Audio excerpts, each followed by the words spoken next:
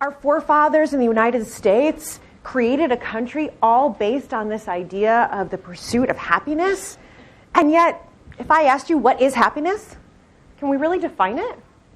Right, so what is it? What is happiness? Why does it matter? And most importantly, how can you get more of it in your life? Because isn't that what we really want? We're going to talk about being authentic. I love Julia's introduction because that's really what this is all about. There's so much out there thinking, just be happy, and it's yellow smiley faces all over the place, right? And who's kind of sick of yellow smiley faces, right? I mean, most of us, don't we all have days when it's yellow frowny faces? And that's okay. That's okay. The science of happiness is actually not about being happy all the time. It's about knowing who you are. It's about cultivating the best of who you are, bringing that to the table, and learning how to be resilient through challenges. Because if I stood up here and I said, you're going to be happy all the time and you're never going to have challenges, would you believe me? No. And I'll tell you, people ask me, are you happy all the time? Because you'll get a sense of my personality. It might seem like it. One of my best friends is in this room. She would tell you, I'm not happy all the time. I just have learned how to work through challenges. Use every single challenge as an opportunity to be resilient. Use life's traumas, difficult stuff, as an opportunity, fuel for growth. And then I allow myself to feel whatever emotion I feel and cry it out. So we're going to talk about all that and how all of that will lead to your ultimate success. So a lot of people say to me, you have a master's degree in what? Right? How many people had ever heard of a master's degree in happiness or a science of happiness before reading that I was coming here today? Right? Well, I had never heard of it either. So I want to tell you a little bit about my story and how I got here. So when I was a little girl, I was like a lot of little girls, and I played with Barbies. Any of the women in the room, or the men in the room, it's all good. Anyone in the room ever play with Barbies? Okay. So when I was a little girl, my parents didn't buy me the dream house. That's okay. That's good for them. They didn't spend all that money. So my little cousin Stacy and I, she would come over. We would take my bookshelves and we would pretend that it was like a multi-level dream house. And I, of course, was the beautiful Barbie, and I had a beautiful Ken, and he was tall and he was good looking, and we were successful, and we drove our Barbie dream car, right? And that was going to be life. So, and I'll tell you, my parents have been together. They've been blessed to be together since the 8th grade. And they are so in love, still to this day, so in love. And my grandparents, who are, may they rest in peace, Holocaust survivors, they were married 68 years.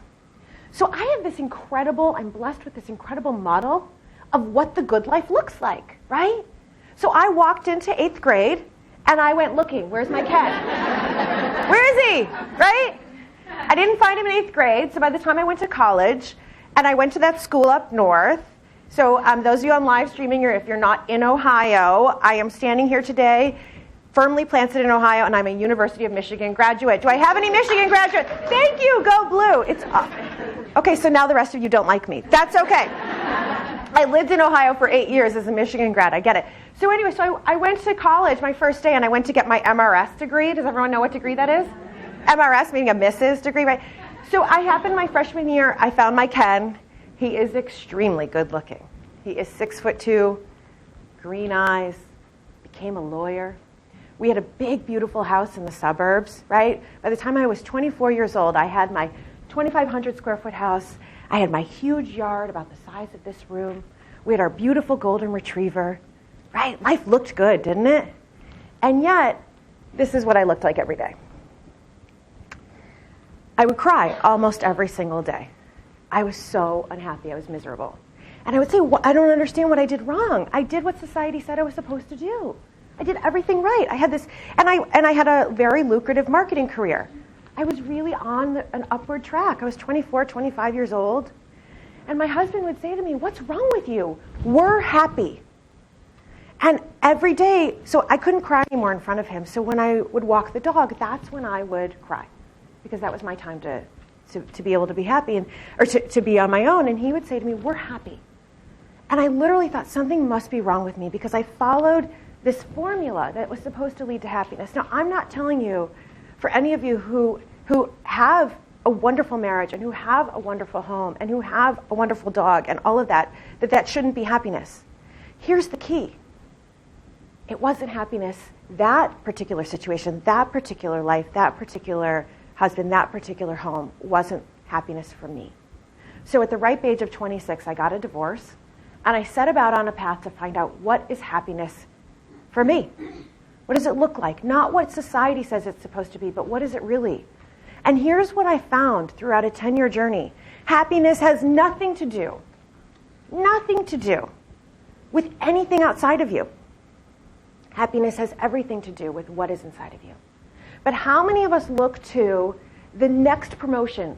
When I just get the $10,000 raise, I'll be happy. Or look to the next house. When I can just get the bigger house, I'll be happy. Or when I just can find, the guy or the gal or whatever your thing is, I'll just be happy. We're always looking for it out there. And my journey led me to understand that happiness is inside. And that journey, throughout time, I said, I need to understand more of this. So one of the things I was blessed with in that period of time, I had been divorced. I was really I felt like a big failure in life and a loser. And I had a chance meeting with a mentor of mine from high school. Literally, I was somewhere I never would have been. It was my grandfather's birthday. He went to synagogue every Saturday. I never go to synagogue. Okay, so he went to synagogue every Saturday. It was his birthday. I was really upset, so I showed up at synagogue one day on his birthday, and there was my old youth group advisor from high school. And she had been a mentor to me, and then she had gone her way. She got married. She went ahead and had kids. I went to college. I went off. And here we were 10 years later. And I pulled her out in the hallway in synagogue, and I started crying, and I said, I just got this divorce, and I feel like a loser. I don't know what to do with myself. And she said to me, go volunteer. Go call the youth group tomorrow and sign up to be a youth group advisor. So I did. She could have told me, go jump off a cliff, and I would have said, okay, whatever you say. So I called the youth group, and that began my journey to happiness. And there I was, I'll tell you, I got placed with 40 high school girls. And what I found with these 40 girls, first of all, they saved my life. So thank you. And if any of you are watching right now, they were so filled. It's such a beautiful age. Does anyone have high school kids? Okay. So it's such an incredible age. And was anyone in high school at some point? So we don't all look fondly on our high school years, do we? Right? No. So at that age, here's what I found. These kids were so filled with hope and optimism and excitement about the future. Right? I'm going to go to college. What do I want to do with my life? And so insecure in the present. Right? Does she like me? Does he like me? Do I like boys? Do I like girls? This one has certain development. I don't. I'm not good enough. I'm not getting good enough grades.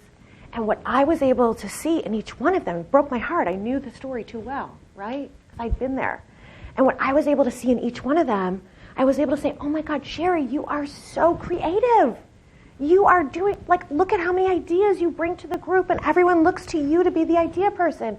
Oh my God, Mary Lynn, you are so organized. And could lift every single one up along their own strengths. And it was such a high for me. I thought, I got to do this for the rest of my life. I just didn't know how to make it a career that paid money. That took a little bit of time. So on my journey to figure out how to make this a career, I was fortunate enough to find that there is a science of happiness. How many of us have read self-help books? Right? And there's a million, and I love them. And what a lot of people want, and maybe some of you are like this, is, you might think, is this a bunch of woo-hoo? You want to know, really, what's behind it. So I was blessed to find that there's an actual scientific study of happiness. My journey led me to the University of Pennsylvania, and I ended up getting my master's degree in this thing called positive psychology. Now, those of you in the room who had heard of positive psychology before knowing I was coming, okay, only a handful. That means that we as a field have a lot more to do. So here's the idea of positive psychology. Positive psychology is the scientific study of human flourishing. It's the scientific study of that which is right about you. And it was based on a simple premise. And that is that the absence of illness is not wellness. So if we look at psychology from the beginning of time, right? It was World War II. Psychology was actually always supposed to study illness as well as wellness. But after World War II, soldiers were coming back from war with post-traumatic stress disorder. So all of the money in psychology started being focused on illness. And what happened then is that scientists, psychologists, became very good at diagnosing things like depression, anxiety, bipolar, really important illnesses that we have to be able to understand and treat. But in 1998, a professor at the University of Pennsylvania was president of the American Psychological Association. And he said to the field, we've done such a good job studying illness that we have forgotten about wellness. And the absence of illness is not wellness. So just because someone does not have diabetes, are they healthy? No, I don't have diabetes. It doesn't mean I'm healthy. What do you also have to do to be healthy? You have to eat well, right? You have to exercise. So what is the equivalent of the salad for your mental health? What is the equivalent of the treadmill for your emotional health? Psychologists had never studied that. Since that time, we now have a whole field where we study wellness. And we understand what makes people truly flourish. And that is the science of positive psychology. And what we're going to talk about today has facts behind it. It has science behind it. It has laboratories at Harvard and Penn and Oxford and around the world studying what is the value to your health, to your brain when you laugh. What is the value to your health when you feel like you have purpose in life? Every time you achieve a goal, what does that do for you? So we're going to talk about all of those things today. One question is, why would we even need positive psychology? Some people say, well, I don't, maybe you don't need it. So let me remind you of a time. I said that positive psychology was created in 1998. Does anyone remember the 90s? It was a good time. No matter what your politics are, that was a good time. Cash was high, right? We had a lot of money, dot-com boom, right? Money was good, economy was good. So here's what was happening. People's income was going up. Standard of living going up. What was happening with happiness? Nothing. Happiness was flatlined. But if success leads to happiness and more money leads to happiness, how could this be? And isn't that what we all think? Success leads to happiness? Right? So we had a problem here in the 90s. And the other thing that was happening, not only was happiness flatlined, depression was on the rise. Depression was on the rise. So here we had income on the rise, depression on the rise. And what's worse, any of you who have high school kids, or any kids, or you love a kid, folks, the average onset of a major symptom of depression is getting younger and younger. It's now 14 years old. And I'm looking at everyone in this room and I'm guessing that we have plenty to eat, we've got roofs over our head, we've got nice clothes to wear, so what are we doing wrong? This is why positive psychology is so important. So I ask you, why if income is on the rise, would depression also be on the rise? Why would that happen? So as you're thinking to yourself, let me explain how this works. I'll just be happy when I can get a $10,000 raise. We get our $10,000 raise, and then what happens? What? We want more, right? We forget about the $10,000 raise. Your life doesn't really change any. Why? Because maybe you got a new car, and so now it doesn't feel like you really have any extra money. So now I'll be really happy when I can just get the next $10,000 raise, okay? So now you get a bigger house, and then what? Now I've got more bills to pay because I've got to have more, help, and I've got a, higher heating bill. Well, I'll just be happy when. And it's called, I do this because we have a term for it in psychology, it's called the hedonic treadmill. The hedonic treadmill, hedonic meaning pleasure treadmill, right? And here's what it looks like. This is not true to size graph, but humans adapt over time. We are incredibly adaptive people, or else we wouldn't be here. Our ancestors, we've got the best of survival, right? So humans adapt over time, and here's what happens. Happiness is on the y-axis, time is on the x. So something, for example, love, you fall in love, that's that big, nice up right there. Awesome, I fell in love. And then it's about 2 years later, and he's leaving socks on the floor. She's saying to you, you haven't cut the lawn yet. And do you feel any happier? No. We adapt. What also happens, and we know this, we've done studies, my professors have done studies on lottery winners. Their happiness goes way up. And then what happens? They go right back to baseline. Also, studies have been done on people who become paraplegic. And would you believe something happens, a death in the family or even paraplegic, and guess what happens? They too adapt. Now, some people obviously suffer from post-traumatic stress disorder. And more people adapt, they figure out how to live in life, and they adapt. So we are incredibly adaptive people. So this is why whatever you think is going to make you happy, I always like to say F happiness. F happiness. Not that word. Forget happiness as you think it's supposed to be. Forget happiness as you think it's supposed to be. And find what happiness really is to you. So let's talk about what is happiness. Now, I'm not going to lie. I'm a healthy girl. I'm a runner. But I like me a strawberry donut every once in a while, okay? So this makes me really happy. How long does it make me happy?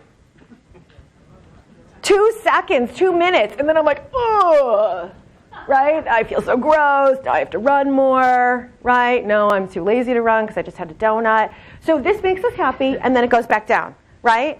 Or a lot of my friends, this makes them happy, right? Anyone in the room like to shop? You know, or if I had an all-male audience, I might show like a really nice car or a really nice whatever, right? Like not to be, and a lot of women in the room might love nice cars, a lot of men in the room might love shopping, whatever it is. So we think that these things will make us happy, and in reality, none of those things make us happy at all. Temporary happiness. What we're talking about here and what we're after and what we need to shift our minds around is not temporary happiness. I want you to have as much temporary happiness as you can. I want you to get the raise. I want you to eat the donut occasionally. I want you to go ahead and enjoy time with your partner. I want you to have all the temporary happiness that you can. And I want you more focused on your long-term happiness, on long-term flourishing. I want you focused on your overall well-being. Okay? Because truly flourishing as your true self. How do we really blossom from the inside and become all that we can be? That's what we're talking about today. So I want you, those of you in the room, you have a worksheet. Those of you who are on the cast, take out a piece of paper. I want you to take 1 minute and write to yourself, what makes you happy?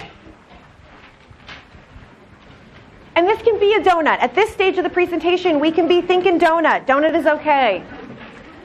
I just want you to take a moment and think. There's lots of rustling in the room, getting the paper out, getting the pen. Just a couple of notes. Get in touch with what makes you happy. For some of you, it will be that nice, cozy room, your living room, when you have a hot mug of tea. And for some of you, it might be around your children. And for some of you, it might be when you're playing tennis. And for some of you, it might be the donut or shopping. And it's all good. We're going to get deeper and deeper and deeper. This is just baseline. What are some of the things that make you happy? And the reason it's important that you really know this is because there are going to be times, it could be later today, it could be tomorrow, when you do not feel happy, when you feel downright miserable. And when we have a list that we can go back to and remember, oh yeah, that kind of thing makes me happy. And we use that list as a resource. One of my coaching clients, we went through this simple exercise, and she makes her happy to be hiking, and it makes her happy to be singing. And we went through the list, and I said, well, how many of these things are you doing? And she said, none. I said, why? And she would say to me, well, the problem is I can't go hiking. The problem is I just had this breakup, and I don't want to go hiking alone. And singing, I can't sing. The problem is, and she had a problem for every single thing that she loved to do. She said the problem is so many times, I counted in our second session together. She said the problem is 20 times in the first 15 minutes. This is what our brains do to us. We come up with a million reasons, a million excuses. When in reality, we can look at every single moment as an opportunity or as a threat. And so when you have your list of what makes you happy, and you can go back to it, it's a good thing. This is just baseline. This is particularly important for women. Now, I know some of you watching this and some of you in the room are men, and that's awesome. But I want to teach you one quick thing about women. This is particularly important for women because, ladies, statistically, twice as many women are depressed as men. Statistically. Any ideas about why that might happen? Why women might be more depressed? Any thoughts?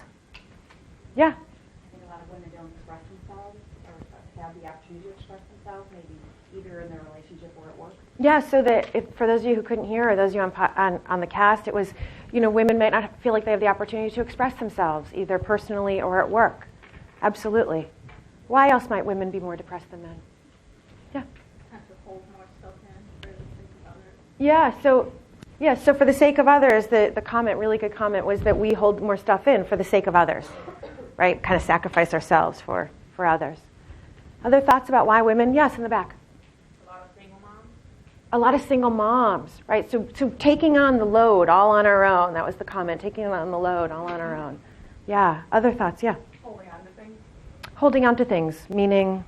Just if you have negative feelings, I know that the men that I interact with, can kind of let it go, let it go, and more easily than I can. Yeah, so the idea of holding on to things and rather than letting it go, right? You go to a playground and what are the girls doing, And the boys beat each other up and then they're best friends and the girls are like, did you see her? It's a totally, right?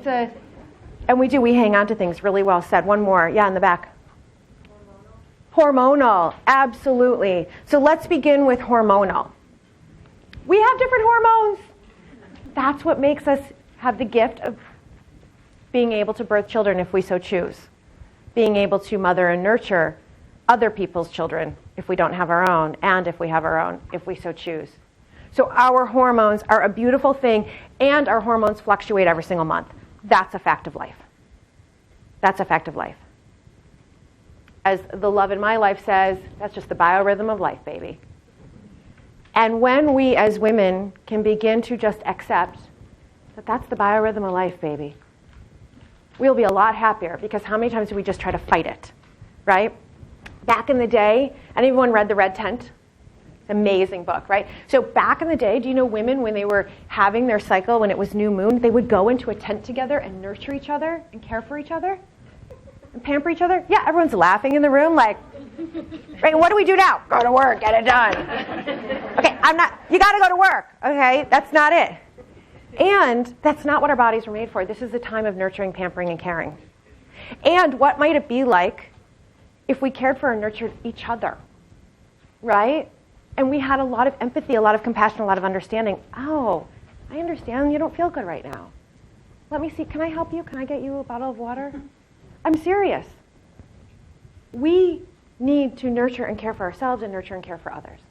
It's a totally different way. So hormones, number one. Number two, absolutely, we are nurturers.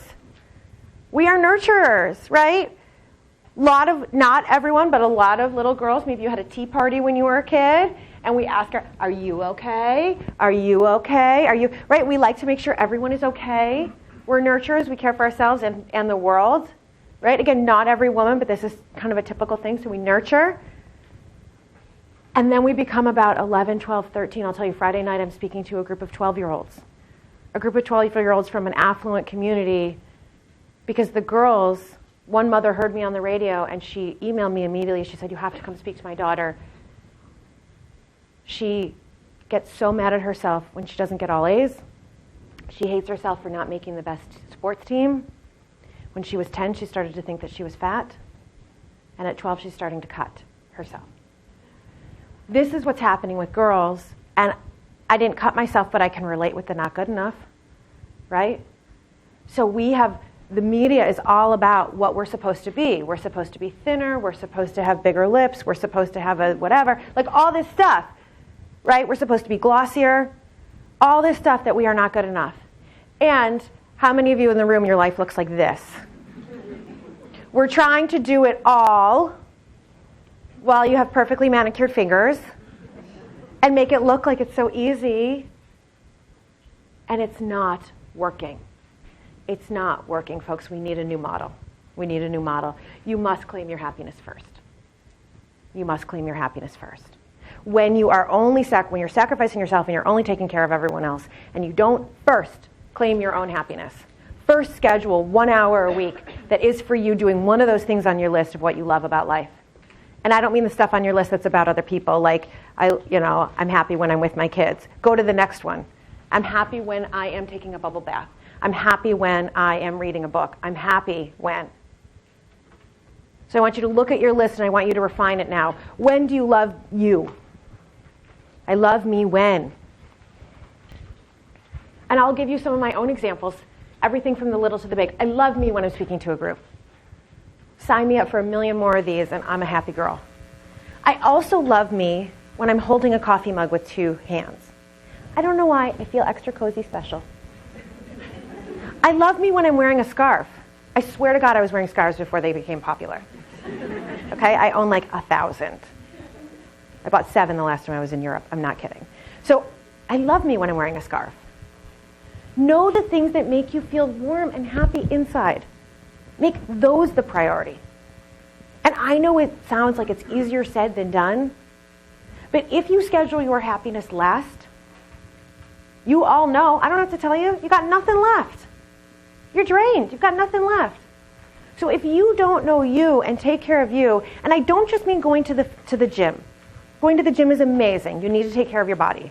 I'm talking about your mental and emotional health, and they can be little things. When do you love being you? Where you feel all warm and juicy inside. For some people, it's going to be reading a daily affirmation. And read it. You've got to schedule in, first and foremost. Everyone needs to have a morning routine. How many of us just roll out of bed and then get into the shower and take care of everyone else? Before you get out of bed, can you say one thing to yourself?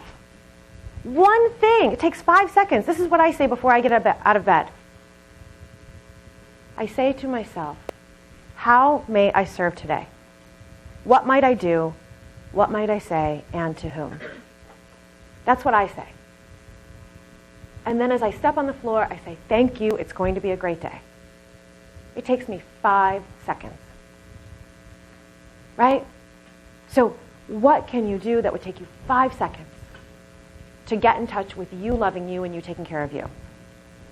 Now all this, we're not talking about happiness and you all came here and you're all watching and that's amazing. But some people say to me, does it really even matter? Like who cares? Isn't this fluff? Isn't happiness fluff? We have thought that success leads to happiness. Here's the breaking news. It's the other way around. Hundreds of research studies show that it is happiness that leads to success. Happy people are more objectively successful in every single possible measure. Happy people make a higher income. Happy people have more friends. Happy people have longer marriages. Happy people actually get less colds. Believe it or not, there are labs.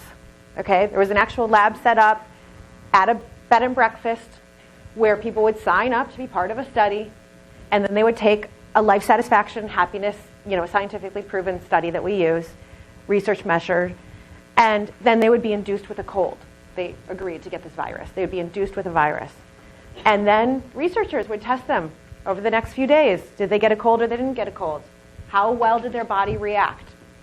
How well did their body fight off the cold? Guess who fought off the colds? The people who had greater life satisfaction. The people who felt happier in life. Cardiovascular disease. Happier people, less cardiovascular disease. Why? Because what happens when you're not happy? Stress. And what's stress like? What does stress do to the body? High blood pressure. Your cortisol raises. We're going to talk about this more. Your body wasn't meant to be in a constant state of stress. Now, I know it's easier said than done. And I'm going to give you tools today. Little things. Everyone's looking for the magic bullet of happiness. I think that's why we think it's $10,000 here, the VP title there, the marriage there. There's no silver bullet. Sorry. It's consistent daily practice, consistent weekly practice. Because what would happen if you went to the gym once and you had an awesome workout? You took a spin class and you burned 1,000 calories. That's amazing. Or you ran a marathon. I ran a marathon. Running a marathon once, what did it do for my long-term health? Nothing. It was once. If I don't keep running, I don't keep taking care of my body, it's done. So there's no silver bullet. So one external act is not going to make you happy. This is daily practice. It's the mental gym. It's the mental gym. How about happiness at work? How many of you work with a grump? No, none of you people, because y'all work with each other, right? Okay, so happy people have higher pay, Those of you in HR, check this one out. Less absenteeism, less burnout, better relationship with coworkers. Why? Do you like working with the people who are pleasant and have a smile on their face, or do you like working with the people who are always miserable and are a victim in life? Who do you like working with? What about your customers? Do customers want to work with someone? Do they want to sign a deal with someone that they like or someone they can't stand? I mean, it sounds simple when I say this stuff. It's like, well, duh. Well, if it's so duh, then why aren't we doing something about it? Right? So, optimistic people, anyone here in sales? Do you know research has been done that optimistic people are way better salespeople? When you have hope and optimism and you believe even if you lose the sale, you believe that was just a temporary one thing, there's a million more customers to go get, you're going to be 10 times better at sales. Happiness matters. People will say to me, well, that's nice, so okay, happiness matters, but I'm still sitting here juggling all those plates and I'm still miserable. And they'll say to me, I don't have a choice anyway. I was born this way, right? Little Lady Gaga, baby, I was born this way. So I want to ask you, is happiness a choice? I'm seeing some yeses. Is it genetic? Is happiness genetic? To a point. How much of your happiness do you think is genetic? Anyone have any thought? What percentage? 30. 25, 10. Wow, usually people guess a lot higher. So the fact is that happiness is about 50%. So studies were done on twins who were separated at birth, and then they took the variance between those people in terms of their overall happiness in life. And what was found, it's called your set point because we all have a range, basically. So your natural set point is 50% based on your genetics. So if you're a really happy person and your parents are still with us, please go home, give them a call, and say, thank you, that's awesome. If you're not such a happy person and your parents are still with us, I recommend you do nothing because it'll just make you more miserable. Okay, so you want to, that's great, it's 50%. But then some people say to me, okay, but still, I was born as a woman and we're held down, or I was born into this particular color of skin, or I was born into this particular SES, right? This income level, I was born in all these ways, or I have these set of circumstances, my husband left me, whatever it might be. What percentage of happiness do you think is based on your life circumstances? 10. So I know not everyone in the room, it's early, not everyone's a math major. But what does this leave? 40% that is in our control.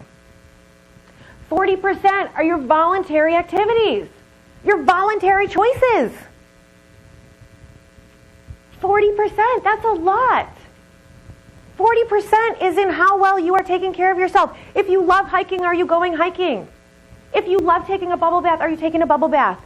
40%, if you want to be working on your personal development, are you actually working on that? 40% is, are you living up to your strengths, or are you trying to be like the person down the street or the boss or whoever is telling you you have to be different than you are? 40% is in your control. That's pretty amazing. Now you might say to me, haha, that's for some people. But no, it's not a choice for me, because I woke up this morning and my shoes didn't fit, my dress was tight, the kids were in the bathroom, right? Someone took the last coffee without, someone's talking loudly again, my boss makes me work overtime. So you might think that's for other people, right? Anyone ever look like this? This is like daily life here, right? Or your boss sometimes looks like this. No, not here, I'm sure. Or your partner sometimes looks like this, right? When he or she is pretty annoying, or your kid. Why do we feel this kind of stress response? Even with the little things, right? Or you were driving here, it was snowy this morning here in Cleveland, Ohio, and someone tried to cut you off the road maybe, you had to be extra careful. What's happening here? I want you to think about our ancestors in the desert. Our ancestors in the desert, they had to face a lot of big hairy beasts, right? And since we evolved, Darwin said, we evolved survival of the fittest from the best of the best, then our bodies became excellent at perceiving threat. Our bodies had to, our brains had to be so good. If our ancestors saw a cat down the road, that brain had to know, is it this or is it a little kitty cat? So we had to become so good at perceiving threat. Do you know there are 20,000 moments in the day? And you have an opportunity in every single one of those moments to choose opportunity or choose threat. And guess what your brain wants to do? Your brain wants to choose threat. Is that a bad thing or a good thing? It depends. It's both. That's right. It's not all bad. So in psychology, we call this the negativity bias. Basically, here's what it says. We are all walking time bombs. Okay? Your brain is wired for negativity more than it's wired for positivity. It's wired for both, and I'm going to get into that in a minute. But the deepest part of your brain, which is called your amygdala, okay, it's at the base of your brain. That was your base brain. It's also, the nickname is the reptilian brain. It's the part of your brain responsible for survival. So that part of your brain is always on the lookout, right? We got to survive. We got to survive. It's the 4 F's of survival. Anyone know what the 4 F's are? Fight, flight, not freeze. Food, fight, food. What else do we need to survive as a species? Reproduction. Okay, so fight, flight, food, and reproduction. You don't get my joke. Okay, so anyway, fornication, okay? Wherever your minds go. Fight, flight, food, and reproduction. Your brain is constantly on the lookout. How do we survive? Okay? And that is why, do you think humans are more pessimistic or optimistic on the whole? Pessimistic. 2/3 of us are born pessimists. Awesome. There's only 1 or 2 professions in the world where that actually helps you. Any idea what that is? Anyone a lawyer in the room? It actually helps you. No, studies show. Pessimism helps lawyers. It's why they're also the most depressed, highly suicidal, most divorced, and most alcoholic profession. They're paid to be pessimistic. Okay? So that's not say, lawyers group, I'll come do a special something with you. Okay. So your brain, the negative is stronger than the positive. It's not a bad thing. Because again, if I'm walking down the street tonight in the dark and I see a figure coming, I need to be prepared. Do I have to run, or is it okay to approach? So it's not a bad thing. But when we think that our boss looks like this, or our partner or our kid, and our response is so quick, right? The same quickness that would happen if it really was a hairy-toothed tiger, that's when the problem arises. So what we have to do, folks, is we've got to get that response mechanism under control. And let me tell you, every thought you have leads to a feeling, and every feeling you have leads to a behavior, and every behavior you have leads back to a thought. So you have a thought, my boss is a jerk. She's a jerk. You have a feeling, you feel angry. That anger leads you to some sort of behavior. Either then you are off-putting toward her, or you send a nasty email. I'm sure no one here has ever sent an email that they didn't regret. And then you send that email, and then you go, oh God, what did I do? I'm an idiot. How could I send that email? Anyone ever done that? Now you have a new feeling. I'm embarrassed. That embarrassment now leads you to a new behavior. You go to the bathroom and cry, or you leave work early. Now you feel a lot of shame, right? This is a cycle. It's a downward spiral of negativity. We need to cut between the thought and the feeling. We don't have enough time in this particular workshop, because we're here in this particular workshop to have you cultivate your strengths. So we don't have enough time in this particular workshop to do more around how you literally shift your mind in those negative moments. I will just tell you that a key to happiness is your choice, what you do in that moment, and how you get hold of that thought from he's a jerk to trying to ask yourself, what are the possible reasons why he might be acting this way, so that you can catch it in the moment. We've got to understand that our brains are wired from the deepest part, wired for negativity. Fortunately, you also have the green part of your brain is called the human brain. It's your thinking brain. And what we know, that is the part of your brain that is responsible for higher level reasoning. That would say, my husband's not a jerk for leaving socks on the floor. Maybe he forgot. Why don't I give him the benefit of the doubt? Higher level reasoning. That part of your brain, the human brain, is also responsible for trust and building relationships, for creativity, for better problem solving. That's the part of our brain we need to exercise more. Exercise it more when you're not angry. okay? And that's what we're going to talk about today. We actually need more positive emotions to balance out the negative. Now, there's various research studies that show different equations, but approximately how many positives do you think you need for every negative? It's actually 3. So again, the research, it was a hard and fast 3, and now new research that came out that said it's not necessarily 3, but let's just say it's about 3, 4. You need more, okay? And you need to be practicing positivity, right? You got to exercise. If I just showed up at the marathon and I tried to run it, would it ever happen? No, I had to train. So you need to train your brain on positivity before that moment hits, before the moment actually hits. And that's what we're going to talk about today. We're going to do more of those exercises today. Because here's the beauty. A negative emotion like anger, fear, guilt, those set off your reptilian brain and say, I better fight right now. Fortunately, there's been research done on what happens when you feel a positive emotion like joy or inspiration or hope. That sets off, and this is in brain scans.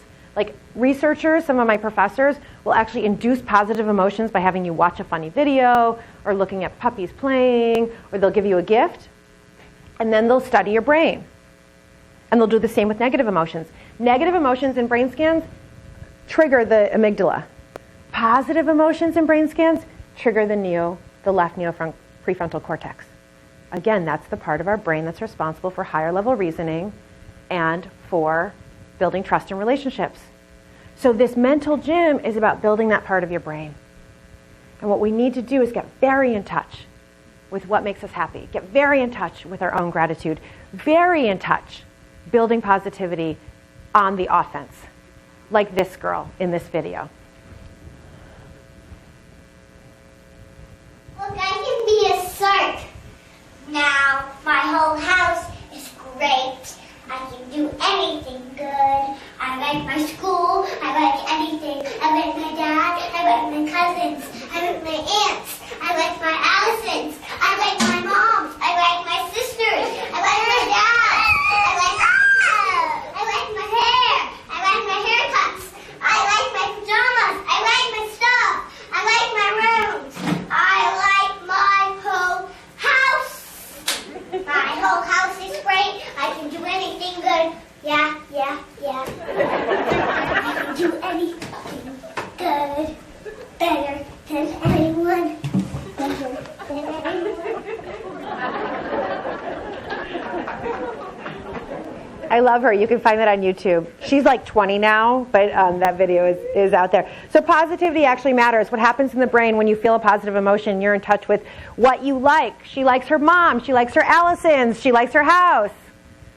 When you are in touch with when you are building positivity, your brain, literally it shows in scans, opens, and that helps you be more creative, better problem solving, build trust, relationships, and the list goes on. So we take a moment, I call it filling your positivity tank. You heard I was in corporate America for many years. A number of those years I was in automotive, so I use a lot of automotive examples. When your positivity tank is low, you're going to be like that tiger to someone who upsets you. When your positivity tank is higher, you've got more to use. So this is a daily practice. Any of you have heard of the Gratitude Journal, Oprah? So studies show if every day you write down 3 good things, it will have an effect for up to 6 months, but you've got to keep that practice going for at least a month.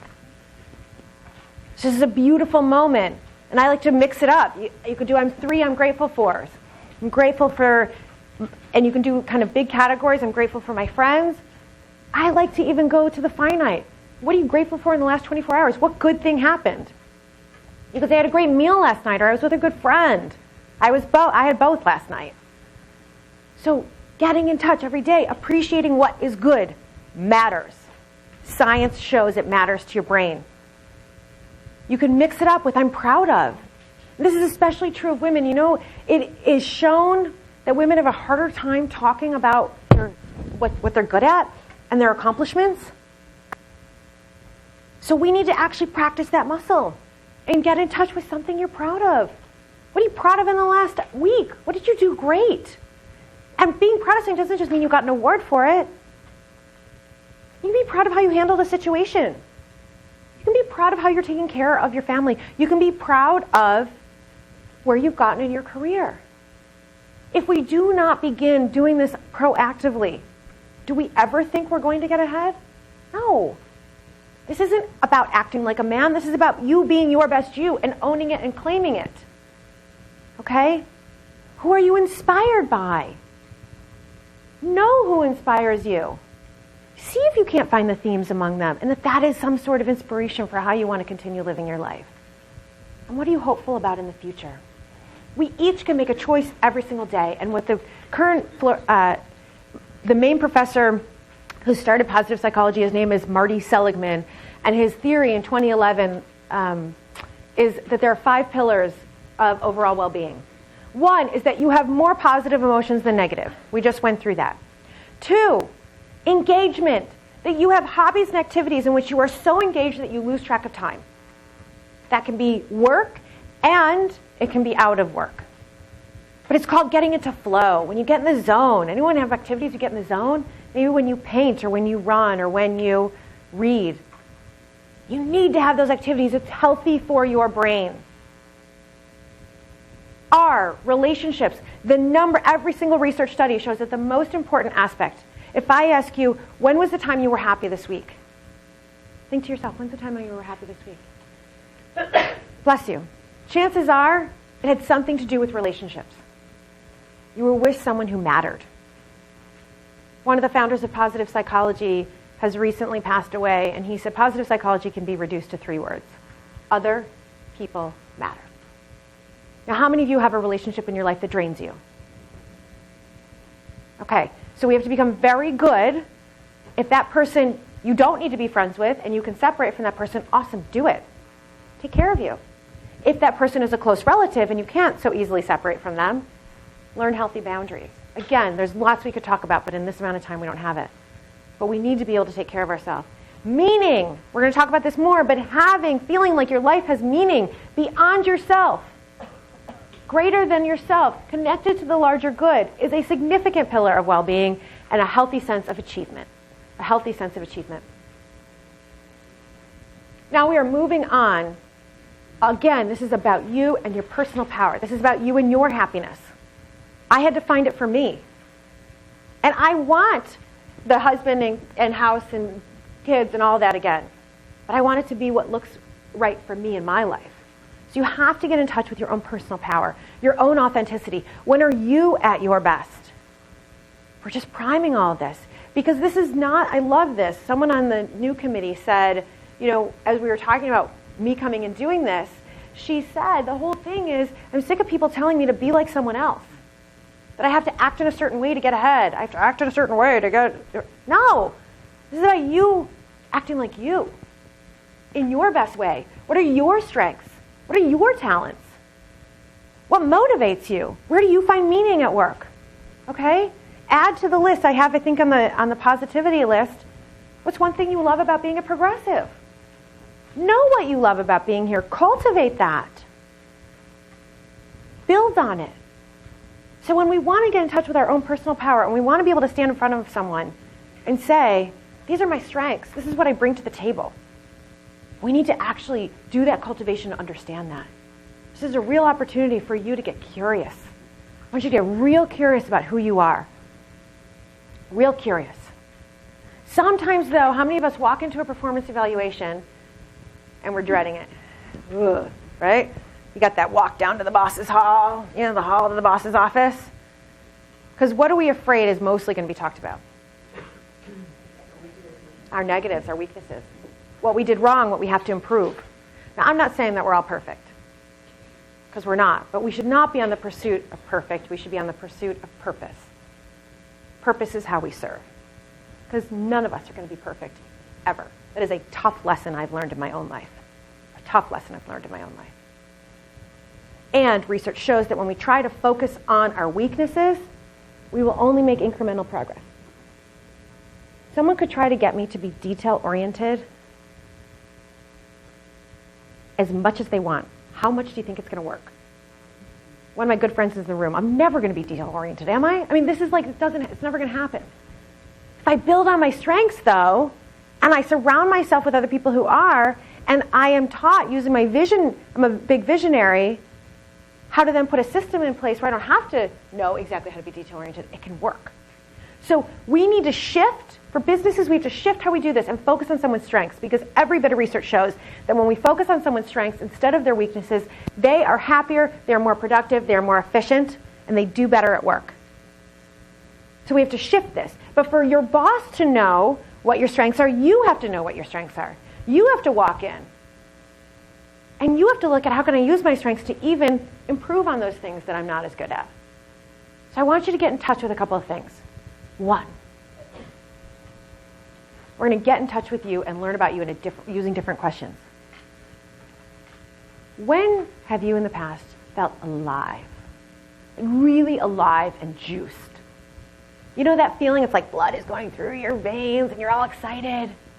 And it could have been sometime one of my clients said to me, as she was like thinking about this, she said, you know, when I was on the prom committee, does that count? Yes, it counts. Because maybe that was the last time you were being your authentic you before your family told you that you had to pursue a certain path. So yes, that counts. Maybe you're the most juiced when you're planning a charity event. Maybe you're the most juiced when you're working in a particular type of group. Or maybe you're the most juiced when you're working on your own and you're writing a report. When do you feel alive and juiced? And the more of those situations that you can create here at work, you can create in your life, the better you will feel. Passion. We all have the capacity to be passionate about something. Some people it will be activities like tennis or running or whatever. Some people it will be a cause. But there's something so much in your heart that is important to you. One of my clients, my coaching clients, is a manager of a digital advertising team, digital advertising sales team. And she came to me for career coaching, and she said to me, she thought she wanted a new job, and she said to me, you know, it's not hearts and lungs, Karen, it's advertising, like who cares? So we started to look at, well, when have you felt the most alive and juiced? Like, what are you really passionate about? And every example that she was passionate about had to do with lifting people up. She had started a nonprofit for young urban girls to go abroad for a semester. She was on a couple of charity boards, and everything had to do with lifting other people up to be, you know, achieve more. So I said to her, well, how are you lifting people up at work? She looked at me like, I don't get it. What do you mean? And I said, well, the people who work for you, like, how do you interact with them? Well, I have to get their sales numbers. And she had a whole set of tasks that she had to do, and she wasn't bringing her own passion of lifting them up. And I asked her the same, well, what about your customers? How can we lift your customers up? Right? How can you do what you do for those young girls in that nonprofit? How can you treat your customers and your employees the exact same way? She never left her job. She's still there 2 years later. She just does it in a different way. She does it from a place of purpose. She does it from her place of strength. It is so important that you know your own strengths. And by strengths, there are skills. Skills are things like typing, working with numbers. What I mean by strengths is someone might have a particular strength of kindness and hospitality. Someone else might have a particular strength of creativity and ideas. Someone else might have a particular strength that you're that person who always notices the little and appreciates the little beautiful things. You can bring those strengths to work. And there's an amazing assessment that you can take online at AuthenticHappiness.com, and maybe I'll even come back and we can do strengths work together, where you can identify what your core strengths are. And you can learn, how do I bring more of these to work? Right? So even if your job, you're an accountant, but creativity is a top strength, it doesn't mean you have to leave here to go work in an ad agency. It means, how do I bring ideas and more creativity to my team? How can I do more of who I am, where I am? So what makes you special? What makes you you? Because you need to capitalize on what you have. You need to capitalize on your passions, capitalize on your strengths, and capitalize on your experiences. I like to say I've studied my brand, if you look me up, is Purpose Girl, purposegirl.com. And purpose is my ultimate mission in life, because every single one of us has a unique purpose on earth. One of the challenges with purpose is we've come to think of it in our world as like those people who could fly off to a third world country and save a village, those people have purpose. You know, people say to me, I can't fly off to a village, right? I can't like save all the trees. I've got a family to take care of. I've got a home to take care of. We're going to redo what you think about purpose. Purpose is you being you and contributing your gifts to your circle of influence. Because no two of us in this room have the exact same set of strengths, talents, and experiences. And because I've been through my experiences, I can support people and uplift people and encourage people in a different way than you can. And every single one of us has strengths to capitalize on. Every single one of us. And when we're living them, we look differently. So I want to show you, if you haven't seen this video from Paul Potts, a little bit about someone who's really, in this moment, learning to bring his strengths at the... But for the next contestant, the world of showbiz seems a million miles away. It's Paul, a mobile phone salesman from South Wales. By day, I sell mobile phones.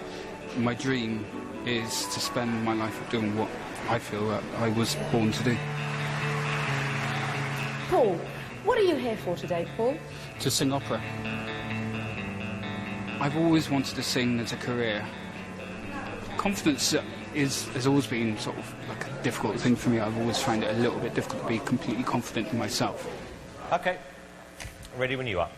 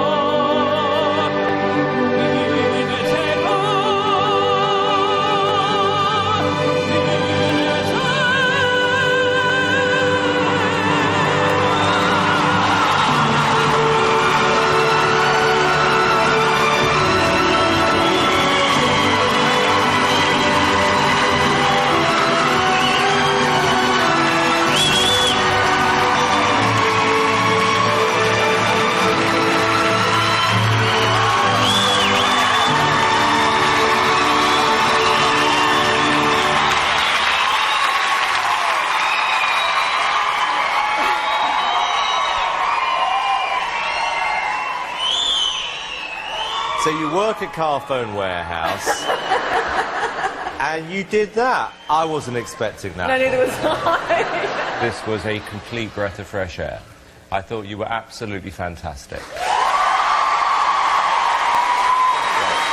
You have an incredible voice. I think if you keep singing like that, you are going to be one of the favourites to win this whole competition. I think that we've got a case of a little lump of coal here that is going to turn into a diamond.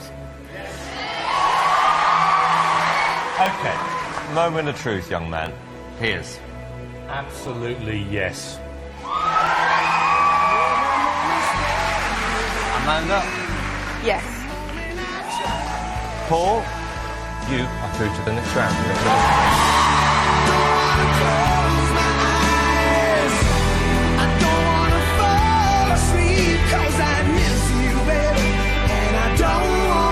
Congratulations. Unbelievable! I had goose pimples. You must be over the moon. I am. A bit shocked at present. Oh, And as Paul heads home happy, the judges think they might have found something special in Cardiff. I like shows where somebody isn't a professional, has a talent, isn't aware of it, has a normal job, and then you see something else. I like that. And that's what that guy had. Undiscovered little gem. Yeah. A frog that will turn into a prince. Yeah.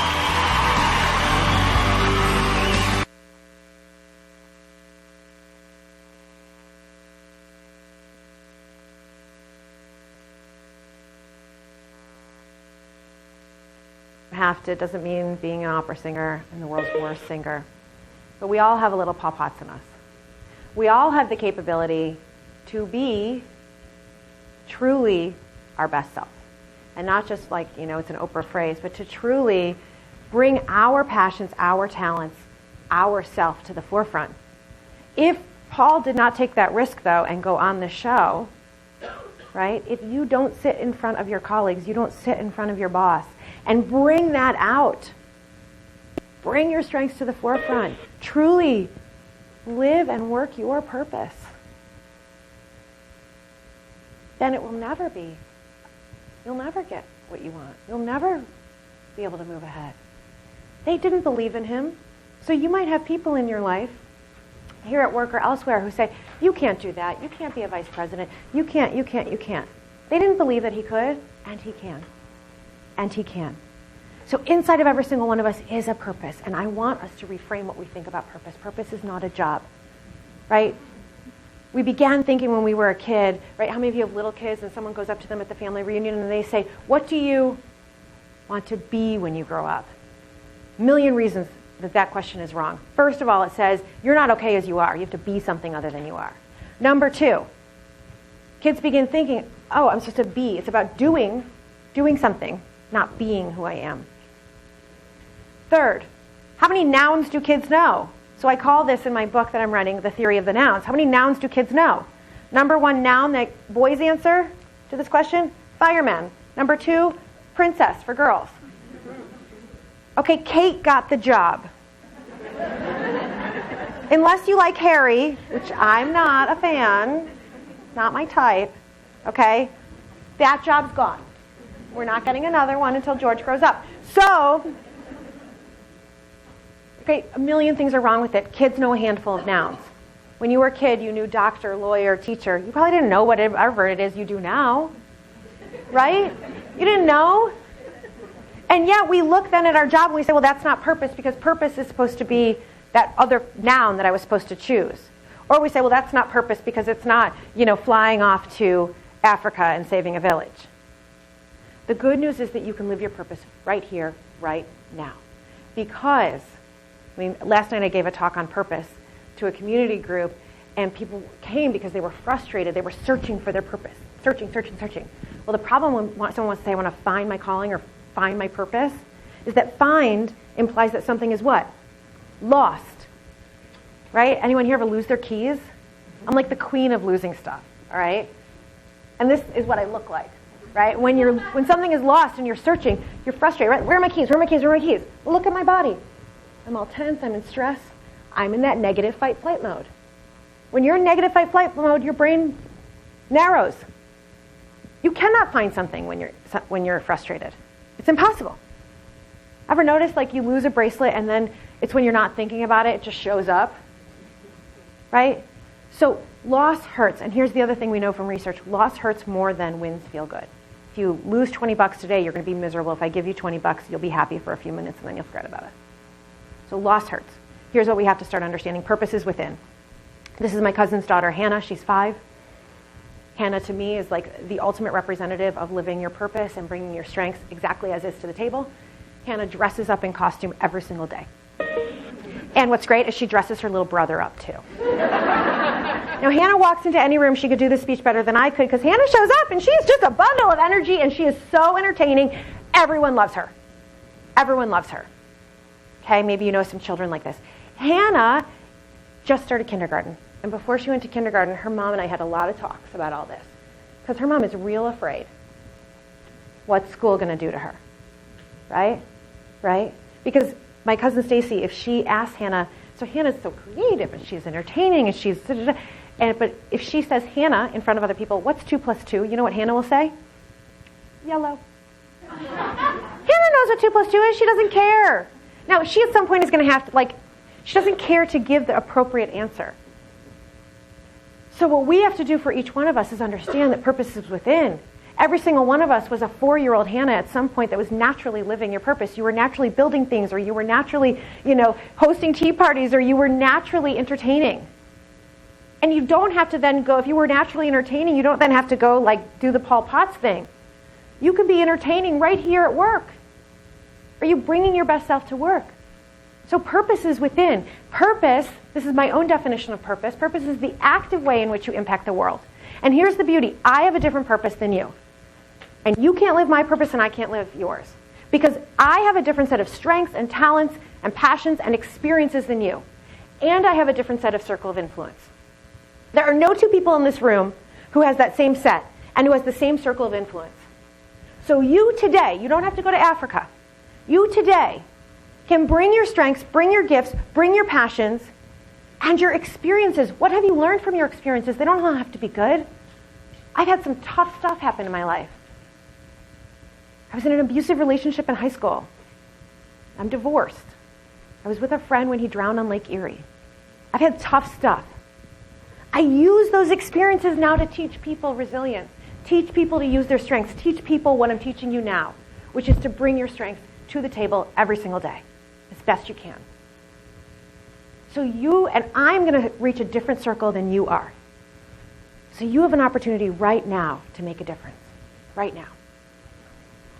So I want to, so that we have time for notes, I'm going to skip this video and I'll send it out to you. We have time for questions. So I just want to note that purpose matters. Okay? Purpose matters. Purpose, when we feel purposeful in the world, we have higher positive affect, better physical health, better mental health, better resiliency, you're better able to overcome challenges. The video I was going to show you, if anyone doesn't know this man, this is Viktor Frankl. He wrote Man's Search for Meaning. Any of you who have read Man's Search for Meaning, it's an incredible book. He was a Holocaust survivor who was in Auschwitz and 2 other camps, and he was also a psychiatrist.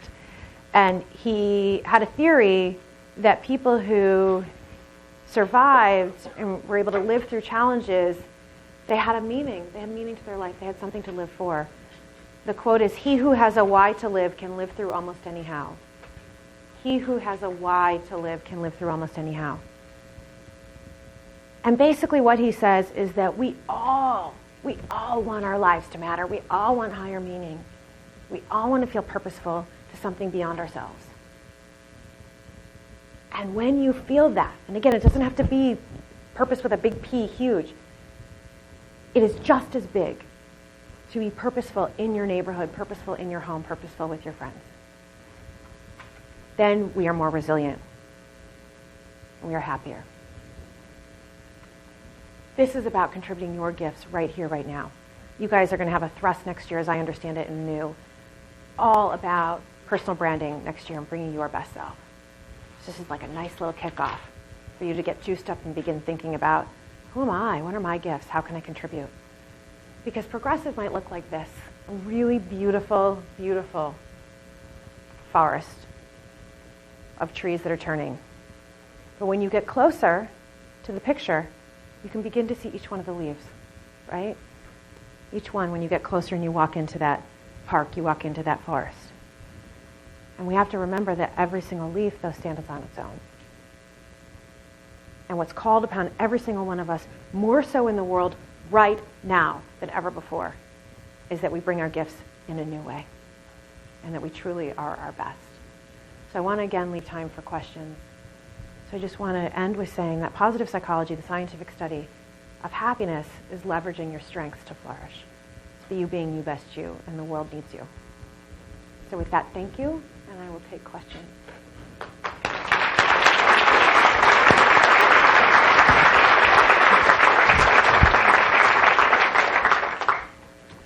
So I think that there are a couple of microphones, one on each side.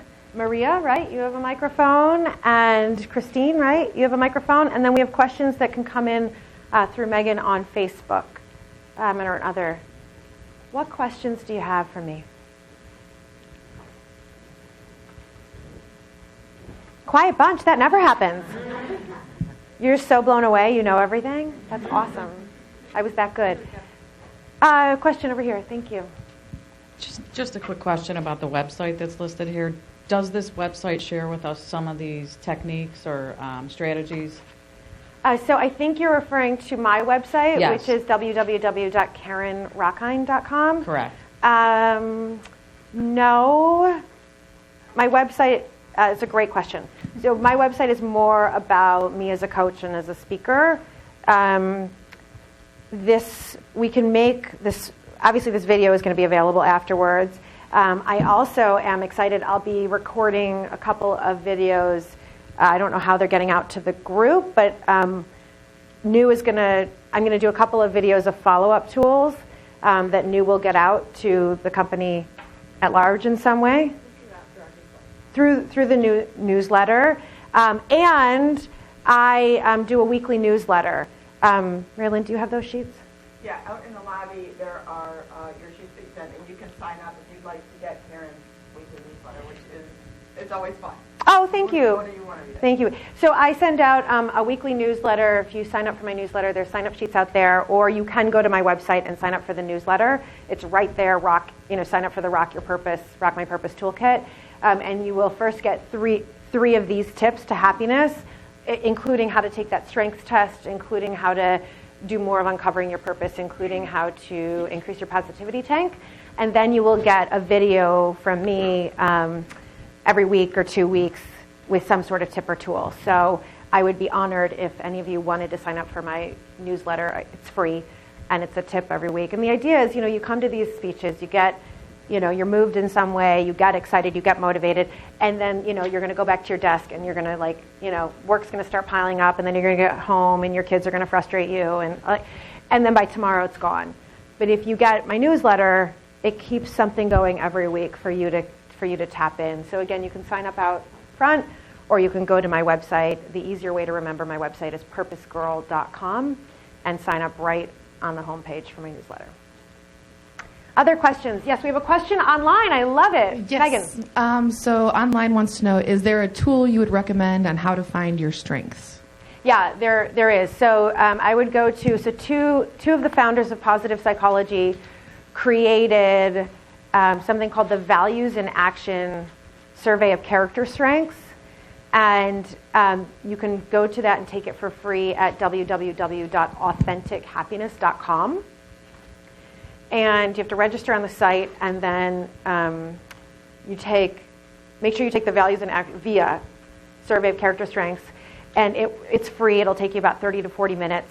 And what the researchers found, and basically any of you who've been to a psychologist or you know anything about psychology, there's something called the DSM, Diagnostic Statistical Manual, that diagnoses illness and challenge. So this is a counterpart to that, to diagnose your strengths.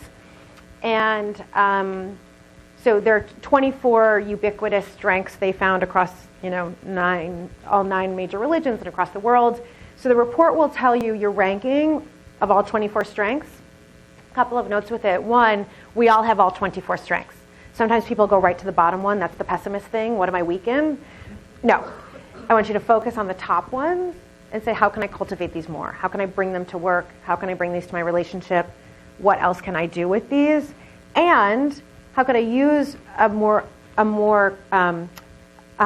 top strength maybe to bring up one of the other ones? The other thing is, because you just get a report, you might not know what to do with it. I always recommend then working with a coach or working with someone to help you kind of work through it. So that is a general strengths assessment. The Gallup created Strengths Finder. Any of you who have taken that, the person who wrote Strengths Finder, Tom Rath, he actually did my graduate program. So he took the idea of the Values in Action of character strengths, created a tool all around business strengths, and that's Strengths Finder 2.0, and I would recommend that as well. Other questions? You can ask me anything. No other questions? There's a question in the back.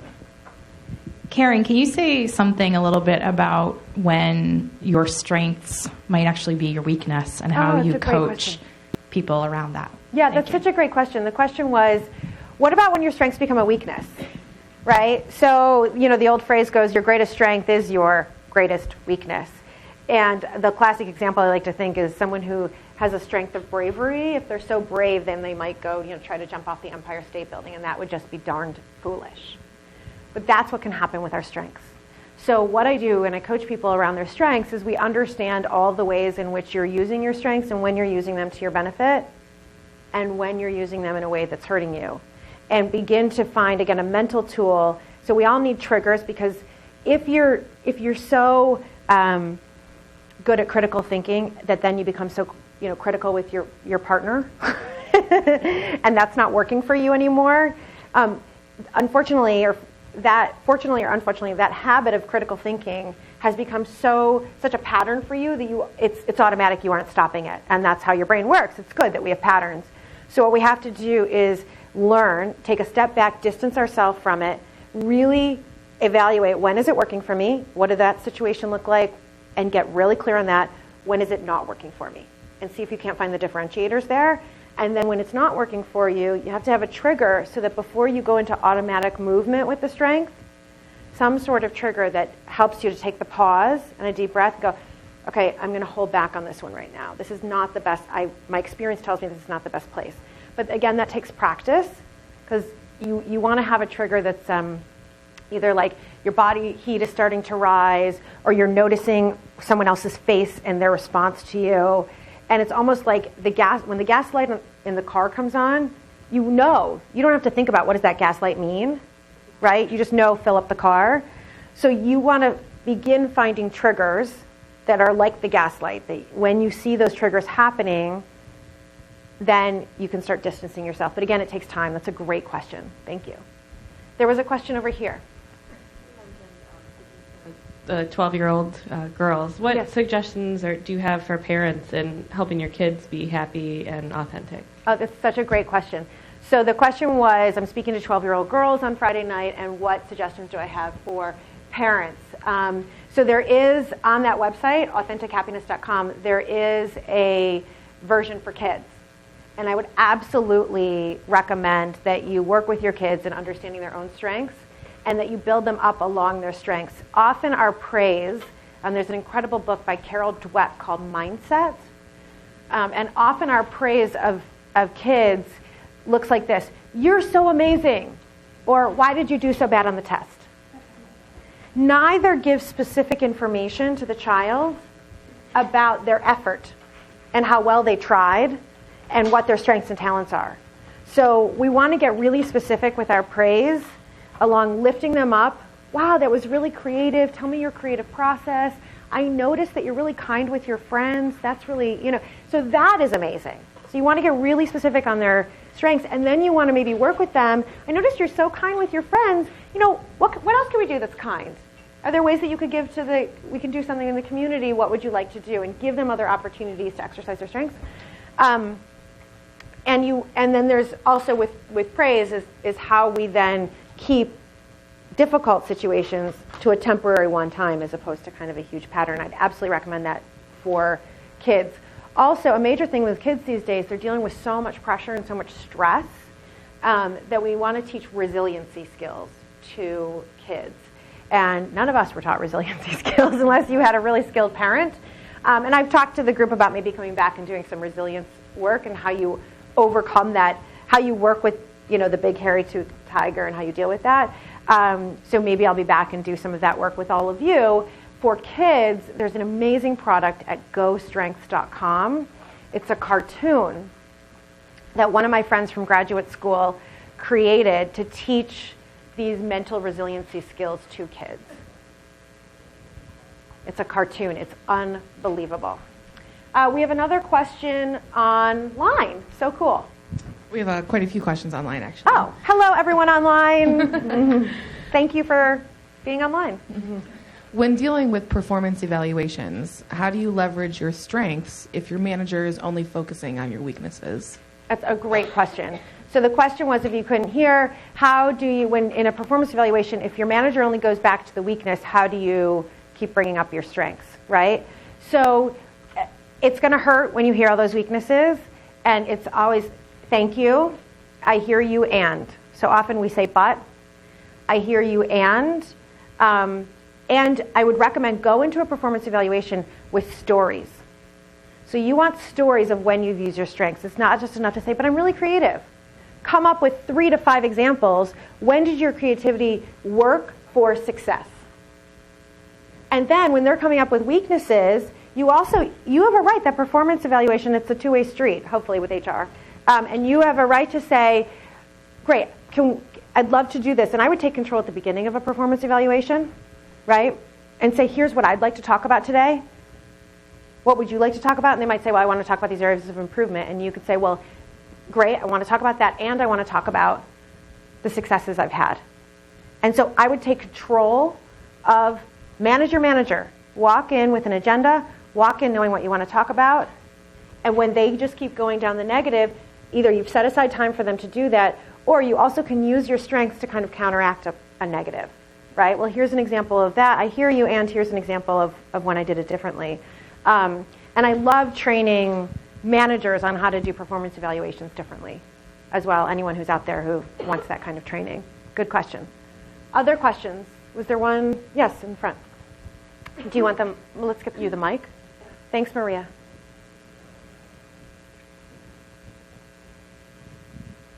For your experiences that you were talking about, and they were kind of traumatic in your life, how did you use your strengths to get through those time frames? Really great question. So the question was, the traumatic times in my life, how have I used my strengths to get through them? So the number one thing that has gotten me through, there's a number. Number one thing that's gotten me through strengths, or through challenges and traumas, is truly believing that there's a reason I'm here. There is something I'm meant to do on this earth. And so almost like I have no choice. But the people at Progressive are going to need me in 4 years. I got to get through this. You know what I mean? So that is where having purpose, and I believe that came from having grandparents who are Holocaust survivors, that sense of resiliency and that sense of purpose, and that there's a reason to be here. It's probably why I'm so purpose obsessed and call myself Purpose Girl. So number one is, and again, the reason you're here is always begins, and purpose begins with the word to. And so it's not, I'm here to be a controller at Progressive. You're here to support others, or you're here to educate, you're here to organize. And you do that in all areas of your life. Being a controller at Progressive is just one area. So having that to statement, I'm here to inspire, to encourage, has always kept me going. Having close friendships, so part of my strengths. So I'll tell you, when I took that assessment, well, I'll do the relationships first. So it is so important, since relationships matter, other people matter, that you have a close network that you can lean on when difficult times happen. I mean, that's, kind of common sense. But we like to say in positive psychology, as long as you have one person you can call at 3 a.m., you're okay. So make sure you do. Write that down. If you don't, buddy up or something. Like, it's really important. It's really important. And so I'll tell you my strengths. When I took this assessment, you'll see some of the strengths that are on there. So bravery is one of my top strengths. And so, I had to call on my courage a number of times. Appreciation of beauty and excellence is one of my strengths. And some of my coaching clients are like, what do I do with that? Well, because I'm so good at appreciating and noticing other people's strengths, then at times of difficulty, we know when you aren't feeling good, if you're miserable today, hopefully you're not after this, the quickest way to happiness is to go do something else for someone immediately. So, like, you're not happy, when you go to Starbucks today, pay for the person behind you. Or just walk up to someone and, where's Maria? I've been wanting to say this to you, but maybe it's not appropriate on the video. I love your outfit. I've noticed it since I was standing up here, like, gosh, that woman has style. So, and how does that feel? See? I make it a point every single day to compliment someone on something. Not fake. It just naturally comes to me. And so you're going to figure out through that assessment what your strengths are and how you can do them every day. And please get back to relationships and purpose. It's so important. That's a great question. I want to be mindful of time. I know we're at 10:27 a.m. Yes, there's another one online. I just have 2 more online so far. How do you handle choosing happiness if you don't have that 50% genetic happiness? Well, you do have 50%. Oh, you mean if 50% is not right? Okay, I gotcha. So it's a great question. So how can you choose it if you don't have, if genetically you're starting from a lower spot? So this is where the 40% comes in. So what are some of the voluntary activities, voluntary choices you can make for that 40%? What's voluntary in your life?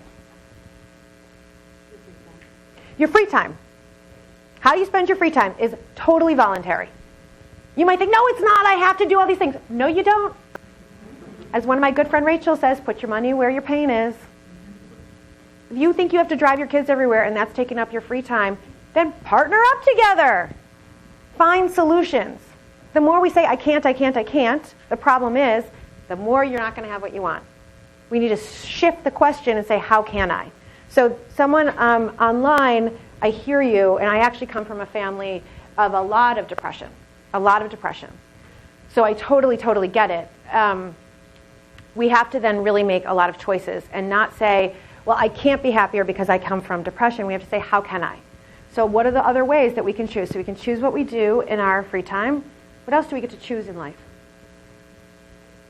What's that? Where you work. You are making a choice to sit in that seat. You might say, no, it's not a choice because I have bills to pay. There are how many millions of jobs in the world?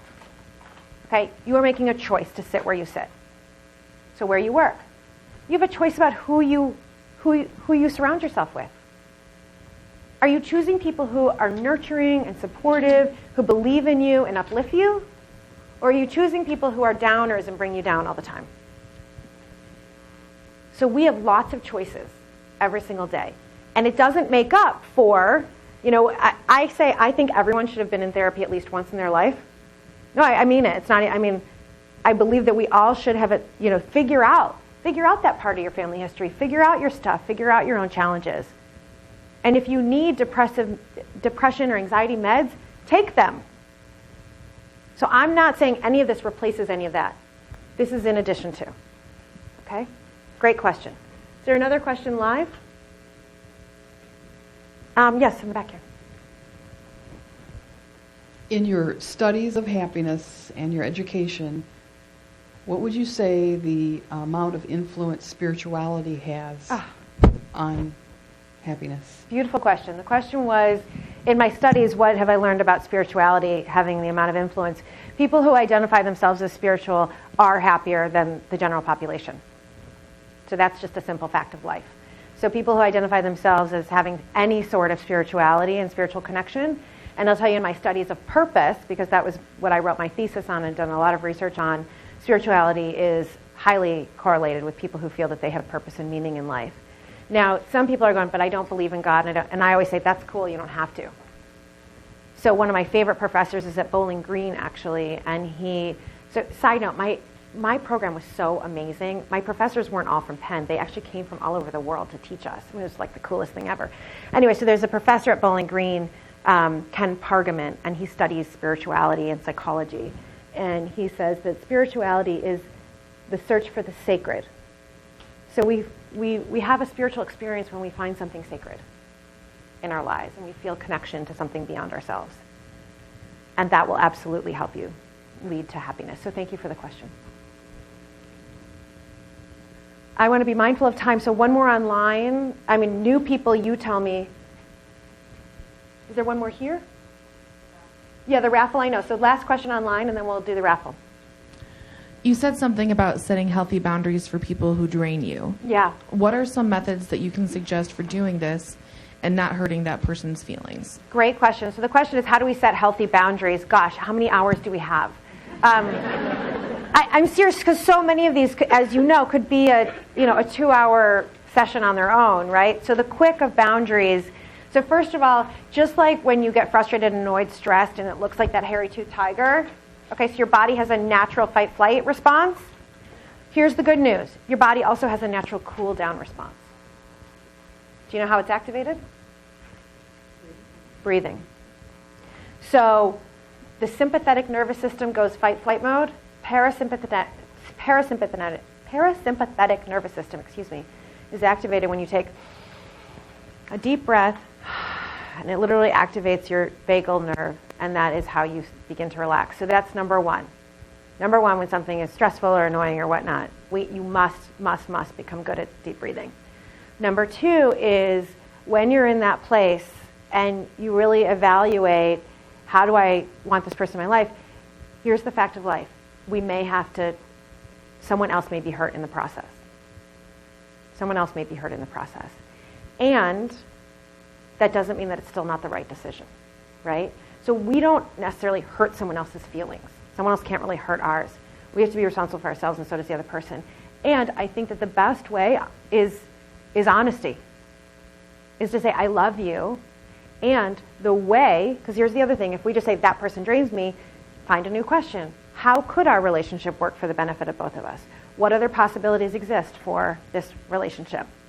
So you can begin by working on how could we do this differently? I have someone in my life who is someone who's going to be in my life forever.